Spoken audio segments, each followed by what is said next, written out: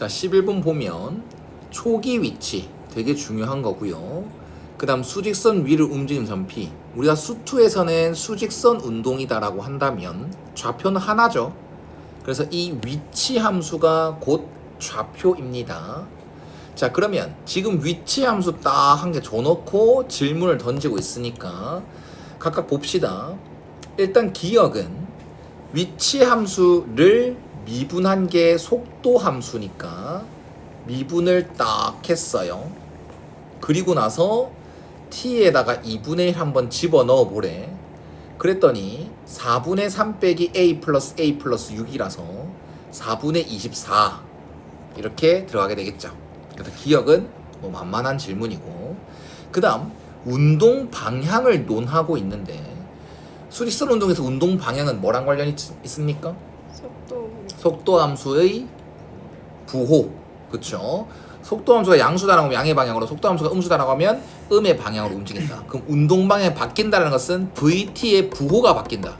근데 VT 함수는 대부분 연속인 함수일 것이니 VT가 부호가 바뀐다라고 하면 일단 VT가 0이 되는 곳에 집중을 할 것이다. 근데 니은 같은 경우도 만만한 건 A를 6으로 픽스 시켜놨으니까 VT라는 함수에서 3t제곱 빼기 12t 플러스 12 A에 6을 집어넣고 생각하죠? 그러면 VT의 부호를 따진다라고 하면 그래프를 그릴 수 있으면 제일 좋으니까 딱 인수분 해보니까 이렇게 축과 접하는, 그리고 정의역 시각 t를 고려했을 때 여기서부터 이렇게 그려지는 함수가 VT 함수가 됩니다. 그럼 VT의 부호가 바뀌어요, 안 바뀌어요? 바뀌어요. VT가 0이 되는 것은 있지만 VT가 양수에서 멈췄다가 양의 방향으로 움직이다가 멈췄다가 또 양의 방향으로 움직이는, 그러니까 운동 방향 바뀔 틈이 없습니다. 자, 그 다음 디귿 운동 방향을 한 번만 바꿔주세요 입니다. 그럼 또 운동 방향은 VT랑 관련이 있으니까 또 VT를 이렇게 정리해 놓죠. 근데 이제 니은처럼 이런 가정이 없습니다. 얘가 원하는 건 VT의 부호가 한 번만 바뀌어주기를 바란답니다.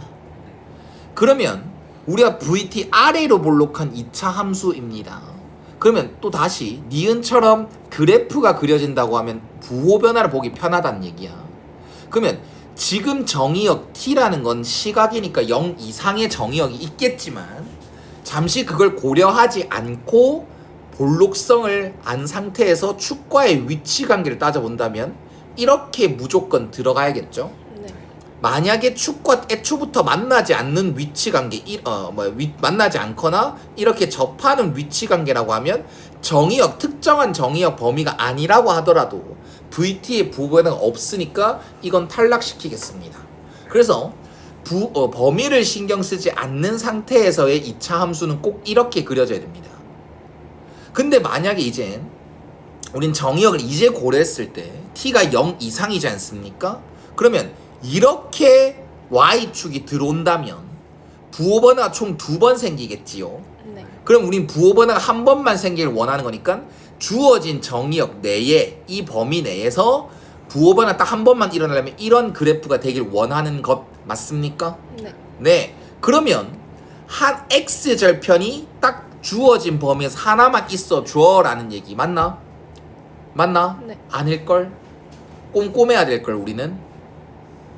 이 그림이 문제 조건을 만족하는 대표적인 그림이 맞긴 한데요. 주어진 범위 내에서 x절편이 2개일 수도 있습니다.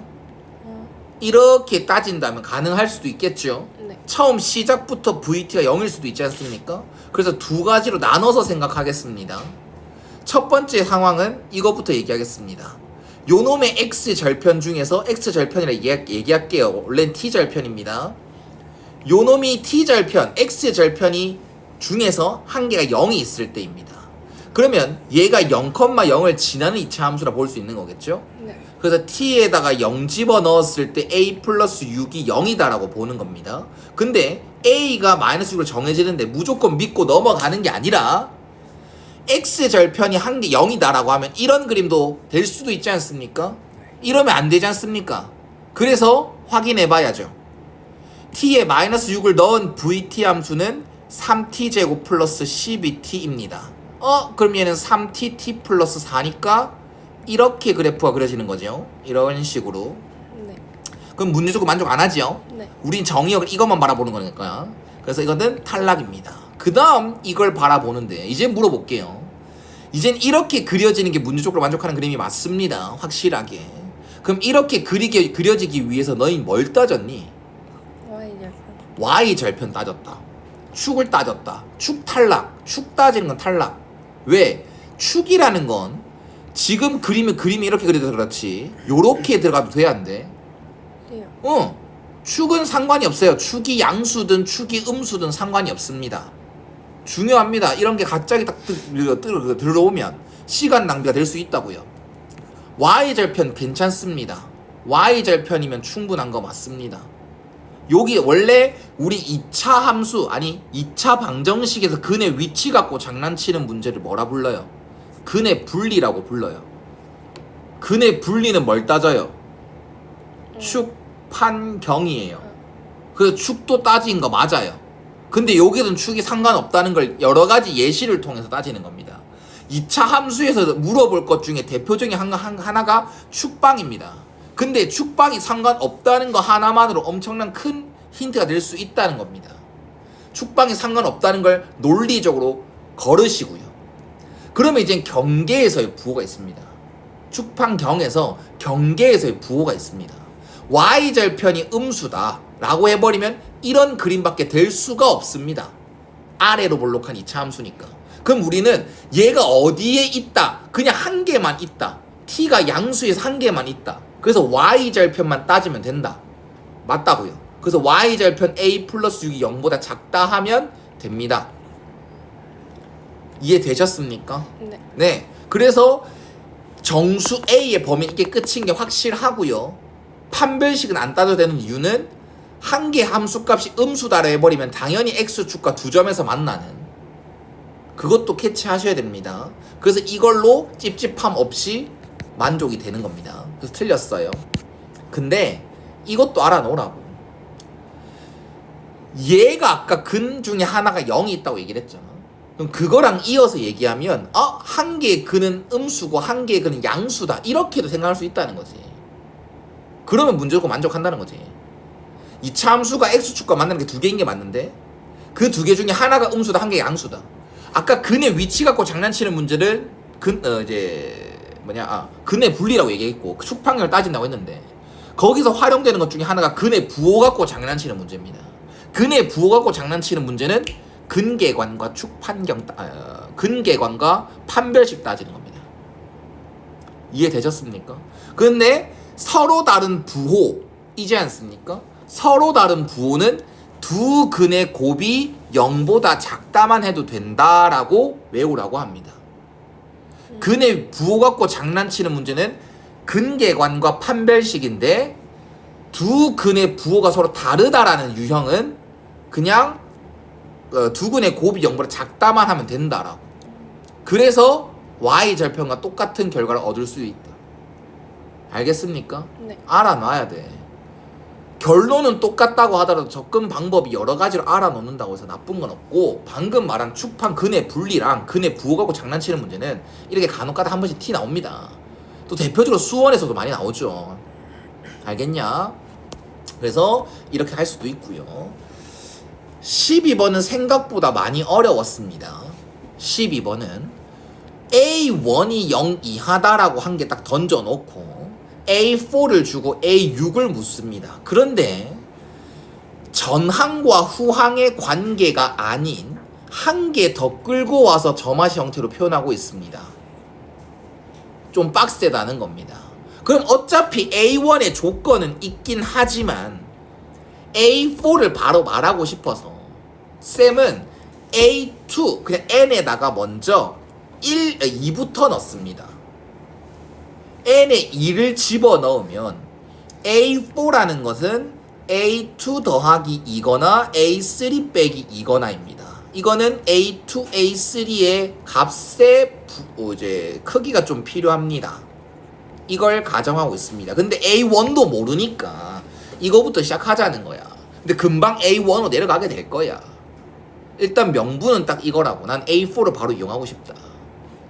그러려면 A1을 저는 P라고 잡아놨고요. 뭐랑 A2를 Q라고 A3를 R이라고 잡아놓습니다. 이거는 이건 난 좀 답지랑 좀 비교했으면 좋겠습니다. 쌤 방법은 좀 헷갈려요. 나도 헷갈리더라고. 이거 한번 봐보면 지금 이놈의 곱의 가정이 필요합니다. 그래서 첫 번째 케이스입니다. QR A2, A3의 곱이 3 이하일 때는 A2 플러스 2가 A4가 되는 겁니다. 그럼 A2가 4로 잡히는 케이스예요. 근데 A2는 Q로 잡아놓은 상태로서 여기서 R의 범위는 4분의 3 이하입니다 라고 잡을 수가 있겠죠. 그러면 R의 범위를 이렇게 정해놓은 상태에서 이 가정이었어.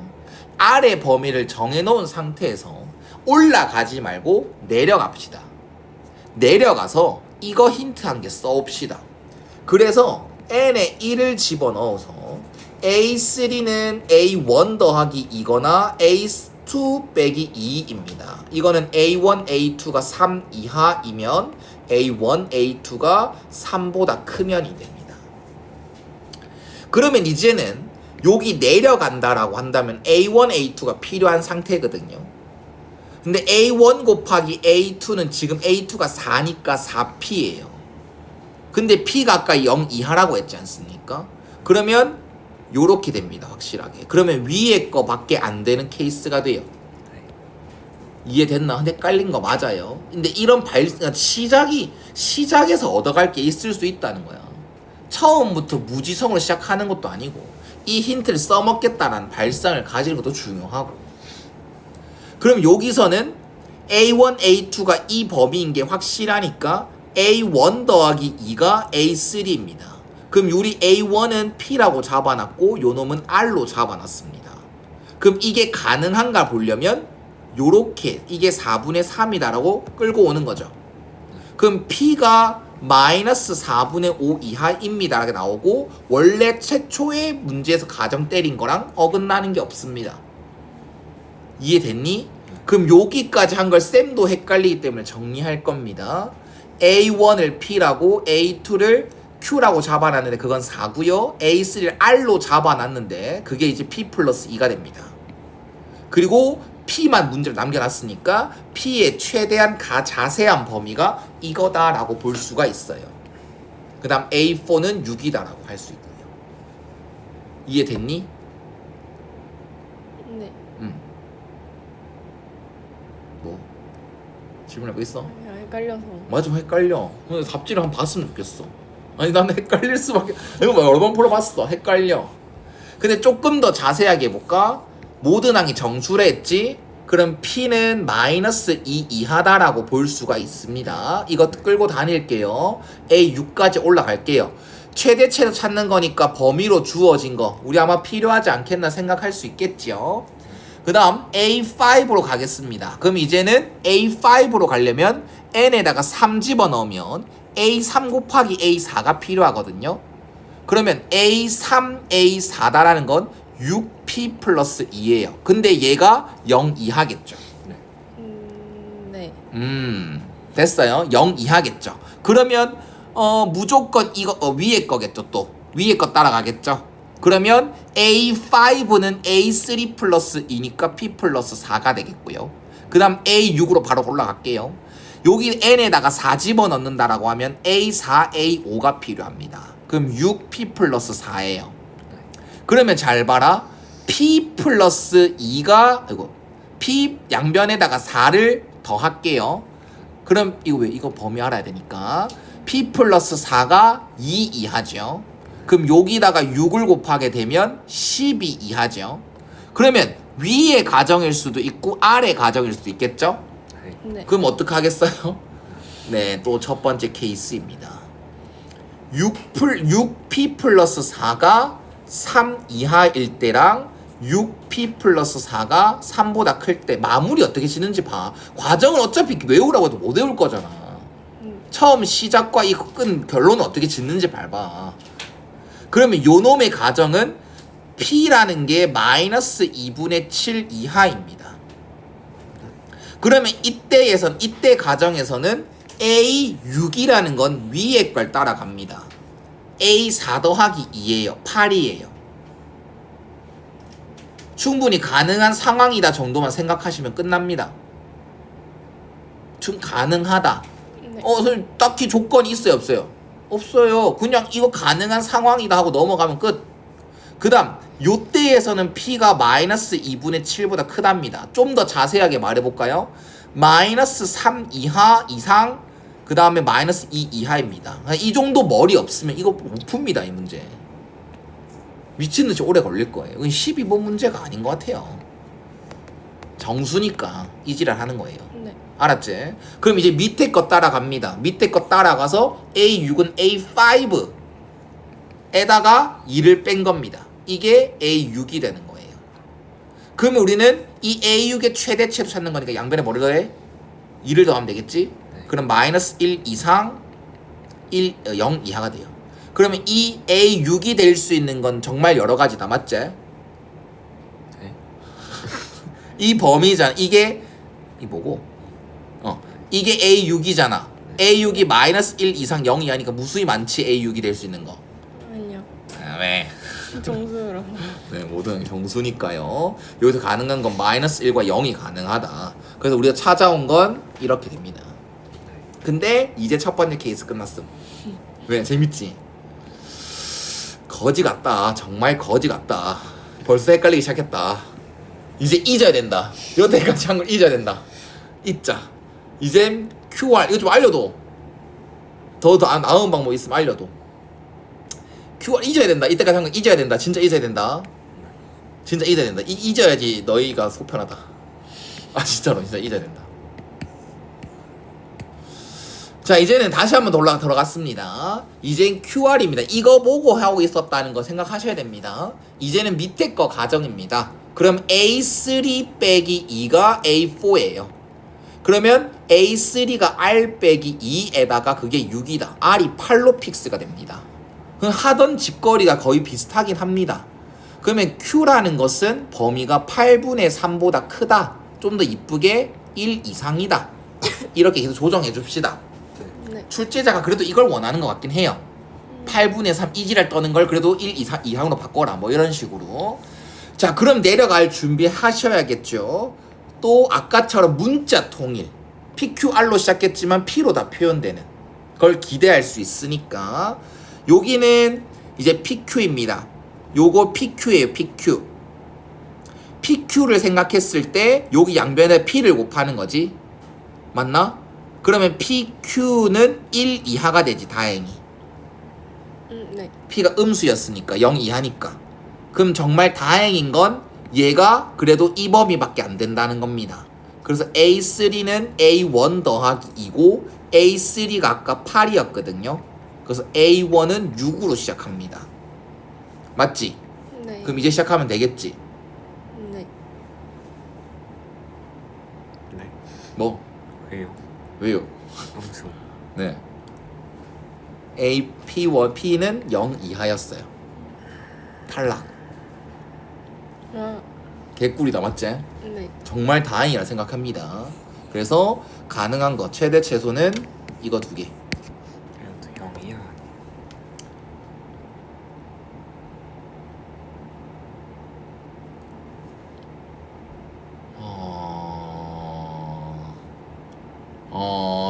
자. 갑자기 또 질문 들어와가지고 잠시만 보자. 자, 이게 지금 이 범위였어요.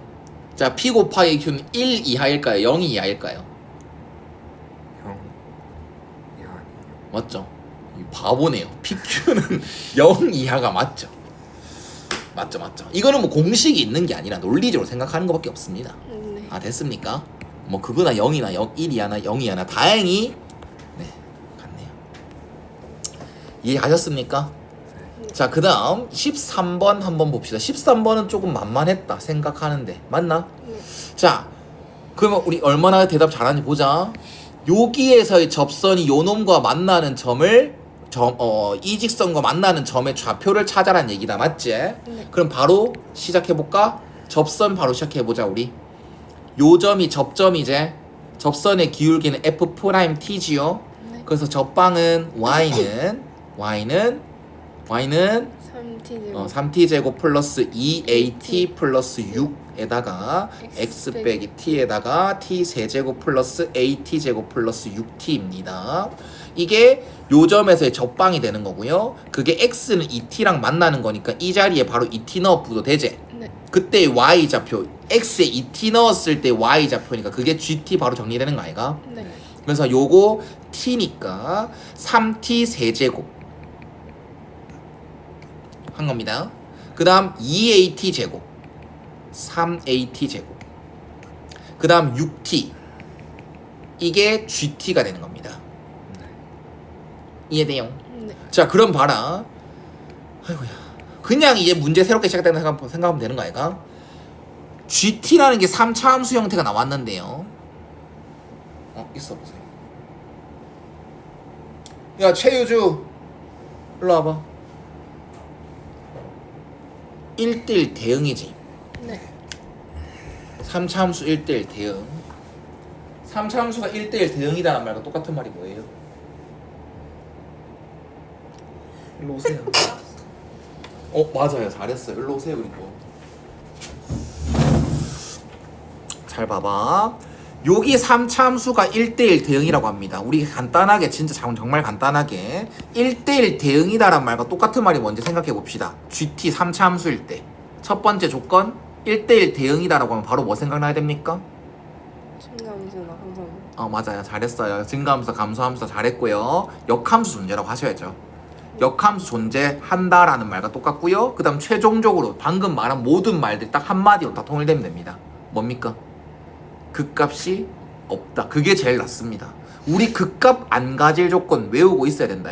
극값 안 가질 조건은 그냥 뭐 기계적으로 외우는 게 아니라 그냥 이해하면서 그러니까 이 상황에서 무조건 써먹는다. 극값 안 가질 조건은 도함수는 0 했을 때 중근이거나 허근이거나 이런 거 꼭 알고 있으라고.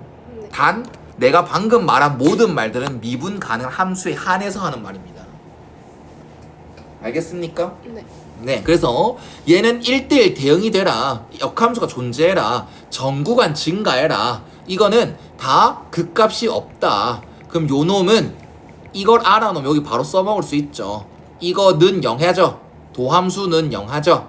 그럼 얘가 무슨 근이거나 무슨 근이면 됩니까? 중근이나 중근, 허근 가지면 되는 거니까 양변에 6을 좀 나눠주시고 판별식 D는 A제곱 빼기 16이 0보다 작거나 같다. 그래서 이거는 4의 값이니까 A의 범위가 요 딱으로 생기게 되는 겁니다.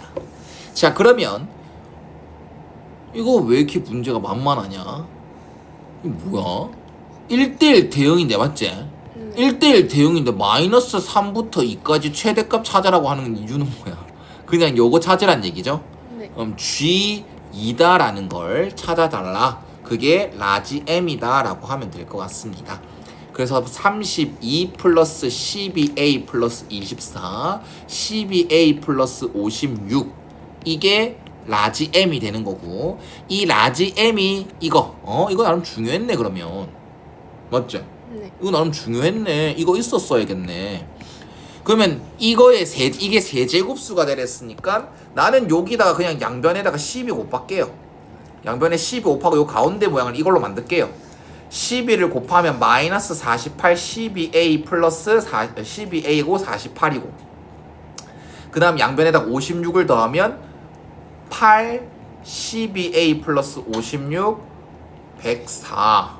그럼 세제곱수는 8 27 64 125 맞습니까? 그래서 요것만 가능하겠다라는 것. 그래서 12A는 너 이렇게 안 풀었나 혹시 근데? 풀었어요. 이렇게 풀었나? 네. 선생님처럼 이쁘게 풀었나? 네. 못 믿겠는데. 니는 이쁘게 풀었다는 게 말이 안 되는데. 이렇게 되겠죠? 네. 걔 무식한 짓 했죠?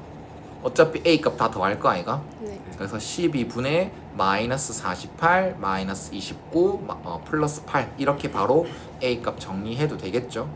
그래서 마이너스 69가 되겠습니다. 그래서 약분 되겠네요. 이런 식으로 정리하시면 될 것 같습니다.